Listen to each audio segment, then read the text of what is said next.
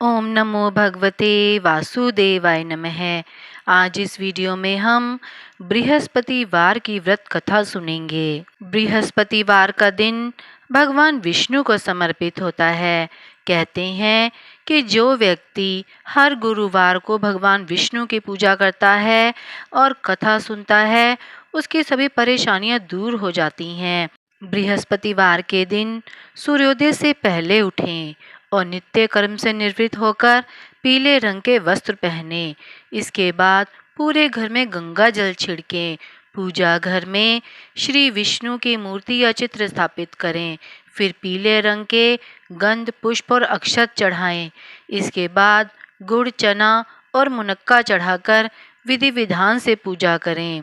इसके बाद व्रत की कथा पढ़ें और कथा पढ़ने के बाद केले के पेड़ में जल चढ़ाएं। आइए सुनते हैं बृहस्पतिवार की व्रत कथा। प्राचीन काल की बात है। किसी राज्य में एक बड़ा प्रतापी और दानी राजा राज करता था। वह हर बृहस्पतिवार को व्रत रखकर दीन दुखियों की मदद करता था और पुण्य प्राप्त करता था। परंतु ये बात उसकी रानी को अच्छी नहीं लगती थी। वह ना तो व्रत करती थी और ना ही दान पुण्य में विश्वास रखती थी। इतना ही नहीं, वह राजा को भी ऐसा करने से मना करती थी। एक समय की बात है, राजा शिकार खेलने के लिए वन में गए। घर पर रानी और दासी थी। उसी समय गुरु बृहस्पति देव साधु का रूप धारण करके राजा के दरवाजे पर भिक्षा मांगने आए। साधु ने जब रानी से भिक्षा मांगी तो वह कहने लगी, हे साधु महाराज, मैं इस दान और पुण्य से तंग आ गई हूँ। आप कोई ऐसा उपाय बताएं जिससे कि सारा धन नष्ट हो जाए और मैं आराम से रह सकूं। इतना सुनकर बृहस्पति देव ने कहा, हे देवी, तुम बड़ी विचित्र हो। संतान और धन से कोई दुखी होता है? अगर अधिक धन है तो इसे शुभ कार्यों में लगाओ। कुंवारी कन्याओं का विवाह कराओ।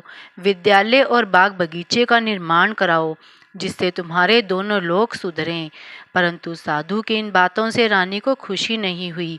उसने कहा कि मुझे ऐसे धन की आवश्यकता नहीं है जिसे मैं दान में दूं और जिसे संभालने में मेरा सारा समय नष्ट हो जाए। तब साधु ने कहा, अगर तुम्हारी ऐसी इच्छा है तो मैं तुम्हें जैसा बताता हूँ तुम वैसा ही करना। गुरुवार के दिन तुम घर को गोबर से लीपना, अपने बालों को पीली मिट्टी से धोना, राजा से हजामत बनाने को कहना, भोजन में मांस मदिरा का प्रयोग करना, कपड़े धोबी के यहाँ धुलने देना। इस प्रकार 7 बृहस्पतिवार करने से तुम्हारा सारा धन नष्ट हो जाएगा। इतना कहकर साधु के रूप में बृहस्पति देव अंतर्ध्यान हो गए। साधु की कही बातों को पूरा करते ही रानी को केवल 3 बृहस्पतिवार ही बीते थे कि उसकी समस्त धन संपत्ति नष्ट हो गई। भोजन के लिए राजा का परिवार तरसने लगा। तब एक दिन राजा ने रानी से कहा कि हे रानी, तुम यहीं रहो, मैं दूसरे देश को जाता हूँ, क्योंकि यहाँ पर सभी लोग मुझे जानते हैं, इसलिए मैं कोई छोटा कार्य नहीं कर सकता। ऐसा कहकर राजा दूसरे देश चला गया। वहाँ वह जंगल से लकड़ी काट कर लाता और शहर में बेचता। इस तरह वह अपना जीवन व्यतीत करने लगा। इधर राजा के परदेश जाते ही रानी और दासी दुखी रहने लगी। एक बार जब रानी और दासी को 7 दिन तक बिना भोजन के रहना पड़ा, तो रानी ने अपनी दासी से कहा कि हे दासी, पास के ही नगर में मेरी बहन रहती है, वह बड़ी धनवान है। तू उसके पास जा और कुछ ले आ, ताकि थोड़ी बहुत गुजर बसर हो जाए। दासी रानी की बहन के पास गई। उस दिन गुरुवार था और रानी की बहन उस समय बृहस्पतिवार व्रत की कथा सुन रही थी। दासी ने रानी की बहन को अपनी रानी का संदेश दिया, लेकिन रानी की बड़ी बहन ने कोई उत्तर नहीं दिया। जब दासी को रानी की बहन से कोई उत्तर नहीं मिला तो वह बहुत दुखी हुई और उसे क्रोध भी आया। दासी ने वापस आकर रानी को सारी बात बता दी। ये सुनकर रानी ने अपने भाग्य को कोसा। उधर रानी की बहन ने सोचा कि मेरी बहन की दासी आई थी, परंतु मैं उससे नहीं बोली, इससे वह बहुत दुखी हुई होगी। कथा सुनकर और पूजा समाप्त करके वह अपनी बहन के घर आई और कहने लगी, हे बहन, मैं बृहस्पतिवार का व्रत कर रही थी। तुम्हारी दासी मेरे घर आई थी, परंतु जब तक कथा होती है तब तक ना तो उठते हैं और ना ही बोलते हैं, इसलिए मैं नहीं बोली। बताओ दासी क्यों आई थी? रानी बोली, बहन तुमसे क्या छिपाऊं, हमारे घर में खाने को अनाज तक नहीं है। ऐसा कहते कहते रानी की आंखें भर आई। उसने दासी समेत पिछले 7 दिनों से भूखे रहने की पूरी बात अपनी बहन को बता दी। रानी की बहन बोली, देखो बहन, भगवान बृहस्पति देव सबकी मनोकामना को पूर्ण करते हैं। शायद तुम्हारे घर में भी अनाज रखा हो, देखो। पहले तो रानी को विश्वास नहीं हुआ, पर बहन के आग्रह करने पर उसने अपनी दासी को अंदर भेजा तो उसे सचमुच अनाज से भरा एक घड़ा मिल गया। यह देखकर दासी को बड़ी हैरानी हुई। दासी रानी से कहने लगी कि हे रानी, जब हमको भोजन नहीं मिलता तो हम व्रत ही तो करते हैं, लेकिन क्यों ना इनसे व्रत और कथा की विधि पूछ ली जाए ताकि हम भी व्रत कर सकें। तब रानी ने अपनी बहन से बृहस्पतिवार के व्रत के बारे में पूछा। उसकी बहन ने बताया, बृहस्पतिवार के व्रत में चने की दाल और मुनक्का से विष्णु भगवान का केले की जड़ में पूजन करें तथा दीपक जलाएं, व्रत कथा सुने और पीला भोजन ही करें। इससे बृहस्पति देव प्रसन्न होते हैं। व्रत और पूजन विधि बताकर रानी की बहन अपने घर को लौट गई।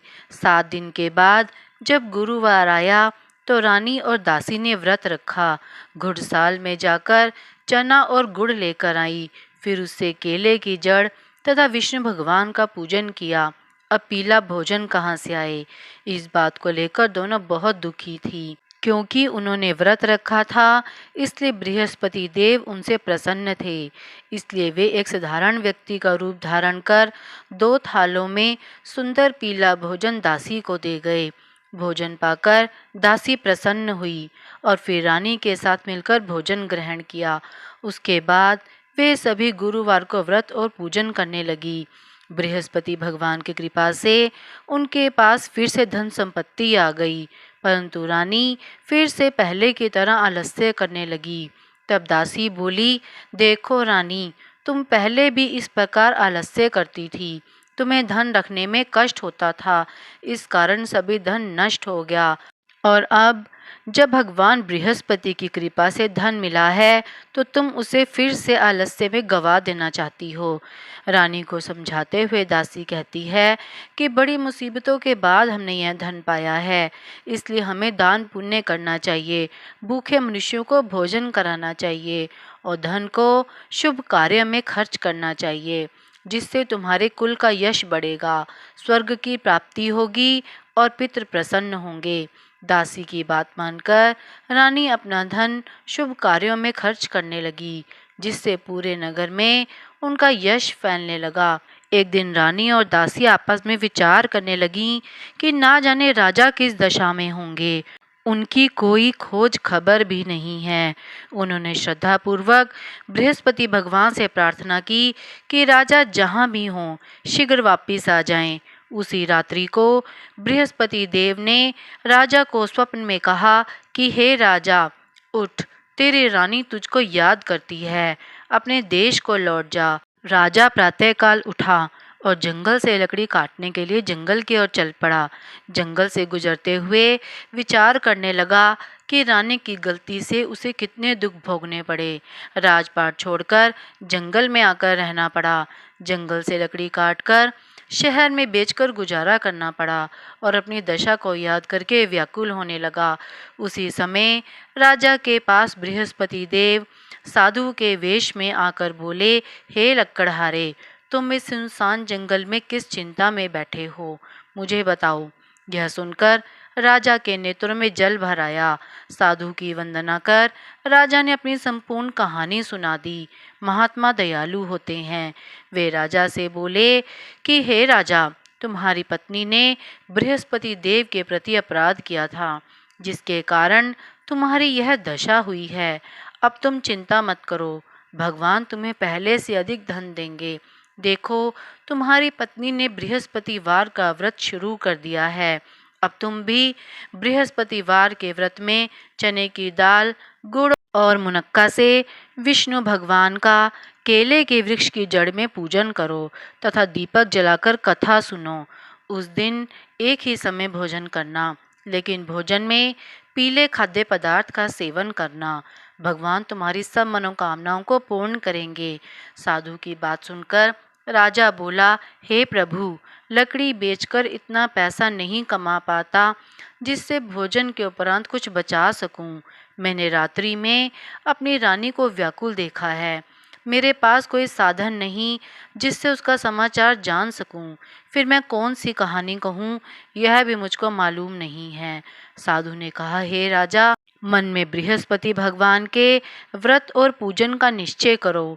वे स्वयं ही तुम्हारे लिए कोई राह बना देंगे। बृहस्पतिवार के दिन तुम रोजाना की तरह लकड़ियां लेकर शहर में जाना।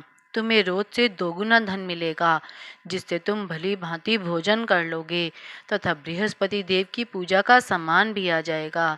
राजा ने ऐसा ही किया और उसको मनोवांछित फल की प्राप्ति हो गई। इस प्रकार जो भी यह कथा पढ़ता या सुनता है, उसके सभी मनोरथ पूरे होते हैं। बृहस्पतिवार की व्रत कथा संपूर्ण हुई।